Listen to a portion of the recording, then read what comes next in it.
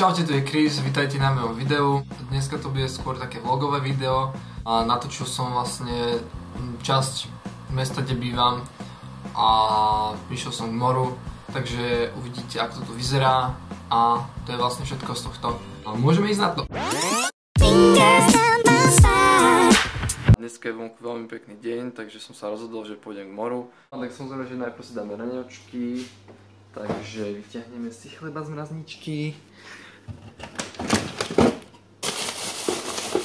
Vlastne dis. Tieto mrazničky sú úplne úžasné. Takže chlebík sa zohrieva, super. Toto je vlastne kuchyňa na intráku. Vždycky tu niekto nechá rozloženú žihliacu dosku, neviem prečo. A takto vyzerá naša kuchyňa. Ale dám si to asi s domácim syrom. Čiže môžeme ísť jesť. Začalo krásne pršať, aj tak ideme von. Dáme si tam vodu, peňaženku, kľúče.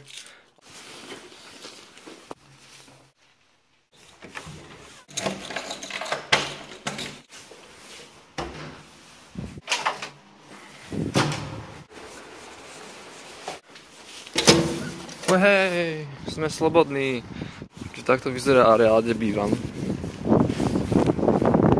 Krásne. Takže ideme na túru de mesto. Čo z areálu môjho intráku a idem smerom do centra a na tú hlavnú ulicu centra to trvá asi tak 10 minút pešo. Takže za chvíľu sme tam a potom k moru je to možno ešte nejakých ďalších 15 minút pešo.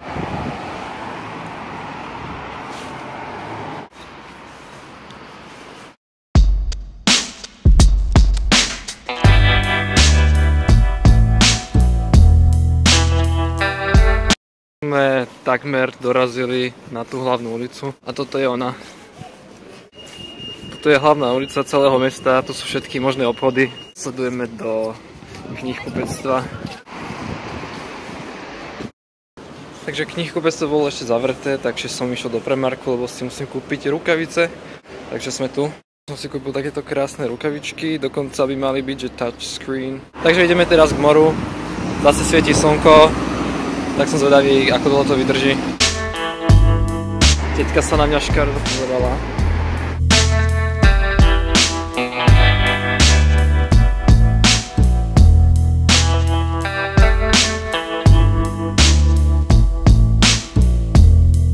Tu je takýto krásny monument na konci celej ulice, takže sme na konci už a my pokračujeme ďalej.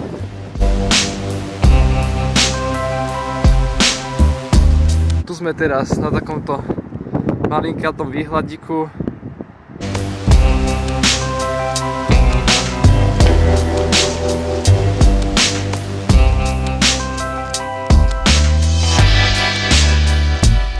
Dorazili sme sem. Na to, že je odliv, tak je celkom rozúrené. Takže keby sme tu boli, keď je príliv, tak myslím si, že by to bolo dosť drastické. Takže takto to vyzerá pri mori, je to fakt pekné. V pozadí je maják a veľmi pekné počasie dneska a pekné záberíky. Asi vám bude fúkať do mikrofónu, takže sa ospravedlňujem.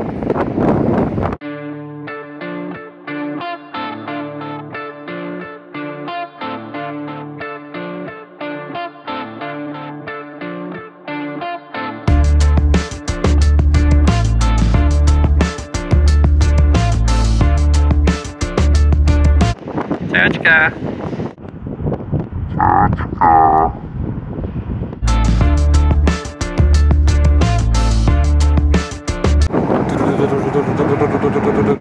Nechápem, normálne ľudia išli surfovať teraz, akože majú môj obdiv, pretože tá voda má asi tak 3 stupne. Ty vole, akože to je tak brutál. Kámo, toto je... A není iba jeden, tam sú ďalší. Takže... To je fakt brutalita. Tu máte jedného surfera. Toto miesto sa volá, že Foot D. Máme ťažký parkour. Oh yeah. Je taká ako keby malinká štvrť domčekov, ktoré sú veľmi zaujímavé upravené. Vlastne tu je vstup do toho, takže tu sme.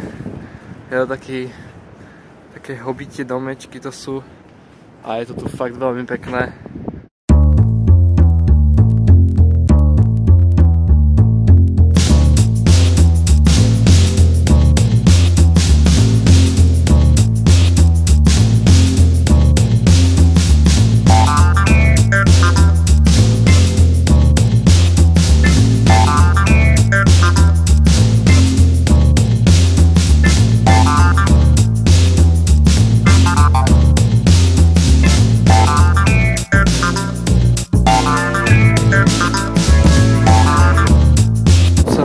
Rieka do mora.